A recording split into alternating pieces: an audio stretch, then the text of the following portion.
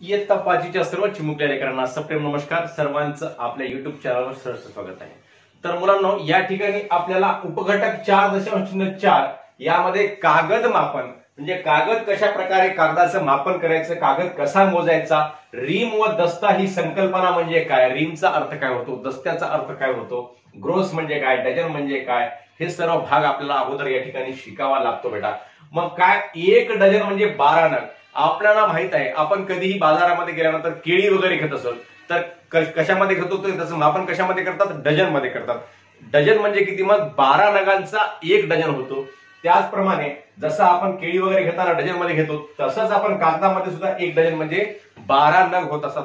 ही संकल्पना तुम्हाला सर्वांना नक्कीच कळेल. परंतु पुढचा भाग आहे ग्रोस.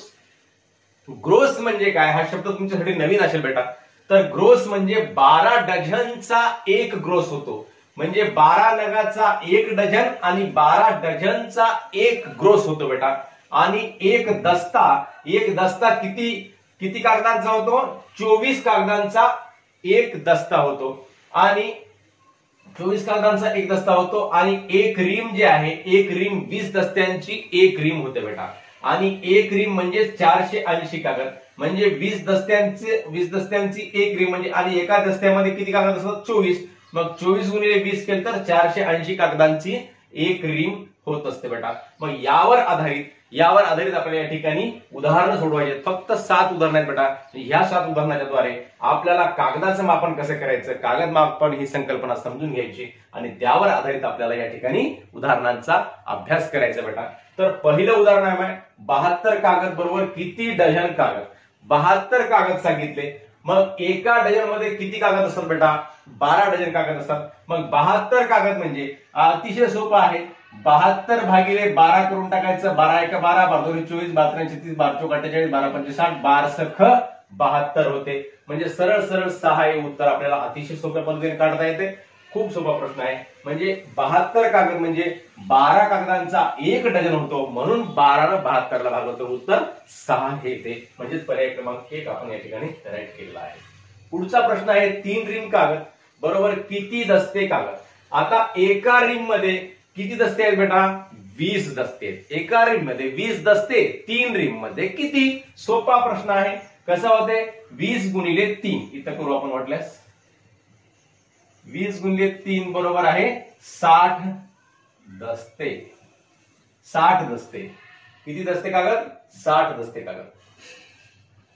2 डझन अधिक 2 ग्रोस बरोबर किती डझन. आता बघा बरोबर बेटा, 2 डझन अधिक 2 ग्रोस. 2 डझन म्हणजे हे 2 डझन आणि 2 ग्रोस. एक ग्रोस म्हणजे किती डझन, 12 डझन. मग 2 ग्रोस म्हणजे 2 गुणिले 12. 12 दोन्ही किती डझन झाले, 24 डझन झाले. म्हणजे 24 डझनचे काय होतं, 2 ग्रोस होतात. आणि 2 ग्रोस मध्ये 2 डझन मिळवले. मग 24 अधिक 2 किती डझन झाले, मग हे 26 डझन झाले. किती झाले, 26 डझन झाले. पर्याय क्रमांक 2 या ठिकाणी बरोबर आहे. पुढचा प्रश्न आहे, 3 ग्रोस कागदांपैकी 4 डझन कागद वापरले तर किती डझन कागद शिल्लक राहिले. 3 ग्रोस, एक ग्रोस म्हणजे 12 डझन. 3 ग्रोस म्हणजे 12 1 12, 12 2 24, 12 3 36. 3 ग्रोस बरोबर 3 गुणिले किती, 12 बरोबर 12 2 24, 12 3 36. याच्यातून किती वापरले, 4 डझन कागद वापरलेले आहेत. मग 36 मधून 4 गेले, 6 मधून 4 गेले 2, 3 ला 3. म्हणजे किती डझन कागद शिल्लक राहिले, तर 32 डझन कागद शिल्लक राहिले. पर्याय क्रमांक 3 हे याचं उत्तर आहे. खूप सोपे प्रश्न आहेत. अतिशय आपल्या बुद्धीच्या आपले काठिण्य पातळी जे आहे, आपण खूप हुशार आहात, त्यामुळं आपल्याला हे सर्व प्रश्न सहजरित्या सोडवता येतील. तरी सुद्धा आपली एक उजळणी व्हावी, आपल्या सर्वांना अशा प्रकारचे प्रश्न हाताखालून जावेत म्हणून या ठिकाणी मी तुमच्यापर्यंत प्रश्न पाठवत आहेत. म्हणून सर्वांनी याचा अभ्यास करायचा. सोपे जरी असले, सहज जरी सोडवता येत असले, तरी पण याचा अभ्यास केल्याशिवाय पुढे जायचं नाही बेटा. आणि प्रत्येक प्रश्न सोडवायचा, व्हिडिओ सुरुवातीपासून शेवटपर्यंत बघायचा, जेणेकरून आपल्याला अशा प्रकारे प्रत्येक प्रकारचे गणित सोडवता आले पाहिजे. तर पुढचा प्रश्न आहे बेटा, 210 डझन कागदांपैकी 5 रीम कागद वापरले तर किती कागद शिल्लक राहतील. 210 डझन कागद सांगितले. मग आपण ह्या कागदांचं रूपांतर 210 डझन कागदांचं रूपांतर एकूण कागदांमध्ये करूया. म्हणजेच 210 डझन म्हणजेच 210 गुणिले 12. एका डझन मध्ये 12 कागद असतात. म्हणजे 210 डझन म्हणजे किती कागद झाले? 12 0 0, 12 1 12 ला 2, हातचा आला 1, 12 1 12 12 24, 24 आणि 1 25. 2520 कागद वापरलेले आहेत आणि 5 रीम कागद वापरले. याच्यापैकी किती रीम कागद वापरले? 5. म्हणजे 2520 कागदांपैकी 5 रीम वापरले. म्हणजेच 5 रीम म्हणजे किती? 1 रीम म्हणजे सांगितलं किती? 480. मग 480 गुणिले 5 बरोबर आहे 5 0 0, 5 40 ला 0, हातचे आले 4, 5 20 आणि 4 24. तर 5 रीम कागद वापरले म्हणजे 2400 कागद वापरले. किती शिल्लक राहिले? मग 0 मधून 0 गेले 0, 2 मधून 0 गेले 2, 5 मधून 4 गेला 1, 2 मधून 2 गेले 0. म्हणजे या दोन्ही कागदांचं रूपांतर 210 डझनचंही आपण कागदामध्ये रूपांतर केलं आणि 5 रीम कागदांचं सुद्धा कशामध्ये रूपांतर केलं बेटा? कागदामध्ये रूपांतर केलं. 1 डझन म्हणजे 12 कागद म्हणून 12 नग म्हणून 210 ला 12 न गुणल्यानं किती आलं? माय 2520 आलं. आणि 1 रीम म्हणजे 480 कागद. 1 रीम म्हणजे 480 कागद म्हणून 5 रीम बरोबर आहे 480 गुणिले 5 केल्यानंतर याचं उत्तर आलं 2400. मग याच्यामधून हे एवढे वापरले म्हणजे 2520 मधून 2400 वजा केले बेटा. उत्तर किती आलं? मग या ठिकाणी 120 हे आलेलं आहे. हे समजून घ्या. पुढचा प्रश्न आहे 3600 कागदांचे 120 उत्तर आलं म्हणजे 120 ला आपण या ठिकाणी राईट करूयात. पुढचा प्रश्न आहे 3600 कागदांचे किती दस्ते कागद होतील? 3600 कागदांचे किती दस्ते? 3600 कागद आहेत. मग एक दस्ता म्हणजे किती कागदाचा होतो बेटा? 24 कागदाचा होतो. मग 3600 कागद म्हणजे 3600 ला 24 न भागायचं माय. 3600 ला 24 न भागलं म्हणजे काय होते? त्याचे दस्त्यामध्ये रूपांतर होते. 12 1 12, 12 2 24, 12 3 36, 0 0, 2 न भागलं बे 1 बे बे 1 बे 1 उरला 10 झाले बे 5 10, 0 ला 0 चा भाग म्हणजेच 150. 150 3600 कागदांचे किती दस्ते कागद होतील? 150 गुणिले 24, 24 0 0, 24 5 120 प्लस 0 8 12, 24 24 12 36.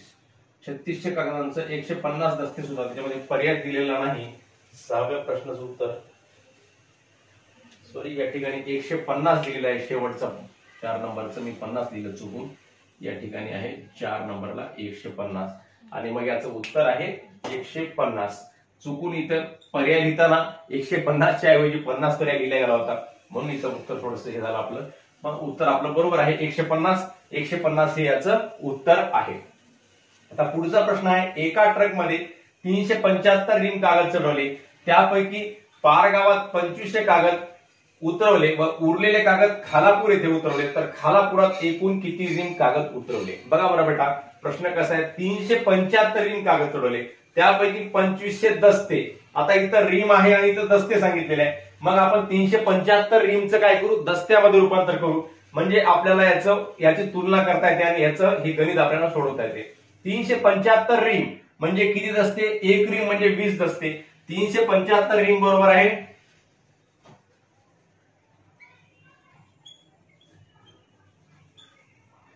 375 गुणिले 20 बरोबर आहे 20 5 100 ला 0 हातचा आले 10, 20 7 140, 140 आणि 10 150 ला 0 हातचे आले 15, 20 3 60 आणि 15 7500. 7500 काय दस्ते. 375 रीम म्हणजे 7500 दस्ते आणि त्याच्यातून 2500 दस्ते उतरवले तर उरलेले कागद खालापुरात किती एकूण किती रीम कागद उतरवले? 7500 कागदामधून 2500 उतरवले म्हणजे 7500 वजा 2500 केलं तर किती येते उत्तर? 5000 उत्तर येते बेटा. मग 5000 म्हणजे किती रीम झाला? 1 रीम म्हणजे किती? आता या 5000 ला परत काय करायचं? 20 न भागायचं. कारण का 1 रीम म्हणजे किती? 20 दस्ते म्हणून परत 20 न भागायचं म्हणजे 20 न भागलं म्हणजे आपल्याला याचं उत्तर रीम मध्ये येते. 20 एक 20, 20 दोन्ही 40, 10 उरले, 100 झाले, 20 पाचा 100 आणि पुढचं शून्यला शून्य म्हणजे 250 हे याचं उत्तर आहे. बघा अजून एकदा लक्ष द्या, एका ट्रक मध्ये 375 रिंग कागद चढवले, त्यापैकी पारगावात 2500 दस्ते कागद उतरवले व उरलेले खालापूर येथे उतरवले, तर खालापुरात एकूण किती रिंग उतरवले? 2500 दस्ते उतरवले किती पैकी? 375 रिंग पैकी. मग इथं रिम मध्ये सांगितलेलं आहे बेटा आणि इथं दस्त्यामध्ये सांगितलेलं आहे. मग याला काय करायचं आपण? या रिमला दस्त्यामध्ये करून घेतलं माय. रिमला दस्त्यामध्ये करून घेण्यासाठी एका रिम मध्ये 20 दस्ते कागद मावतात. मग 375 रिम म्हणजे 375 गुणिले 20 केलं तर याचं रूपांतर झालं 7500 दस्ते. मग या 7500 दस्त्यामधले 2500 दस्ते या ठिकाणी उतरवले. कुठं? पारगावामध्ये उतरवले. मग किती दस्ते शिल्लक राहिले बेटा? 5000 दस्ते शिल्लक राहिले. आता आपल्याला पुन्हा प्रश्न विचारलाय, तर खालापूर इथे उतरवलं तर खालापुरात एकूण किती रिम म्हणजे ह्या दस्त्यांचं रूपांतर परत पुन्हा कशामध्ये करावं लागते बेटा? रिम मध्ये करावं लागते. मग एक रिम म्हणजे किती दस्ते माय? 20 दस्ते. म्हणजे या 5000 ला 20 न भागल्यानंतर उत्तर आपल्या या ठिकाणी 250 येते, जे आपला पर्याय क्रमांक 1 मध्ये दिलेला आहे. अशा प्रकारे आपण या ठिकाणी 7 प्रश्न सोडवलेले आहेत. हे प्रश्न तुम्हाला सर्व सोडवण्याची पद्धत हे सर्व आवडलं तर नक्की आपला व्हिडिओ इतर मित्रांना फॉरवर्ड करा व व्हिडिओवर लाईक व कमेंट सुद्धा करा. व अजून कोणी चॅनलला सबस्क्राईब केले नसेल तर सर्वांनी चॅनलला सबस्क्राईब करून घ्या, जेणेकरून मी पाठवलेले सर्व व्हिडिओ तुमच्यापर्यंत सर्वात अगोदर पोहोचतील व आपण या व्हिडिओचा आनंद घेऊ शकाल व आपण अभ्यास करू शकाल. धन्यवाद मुलांनो. जय गुरु.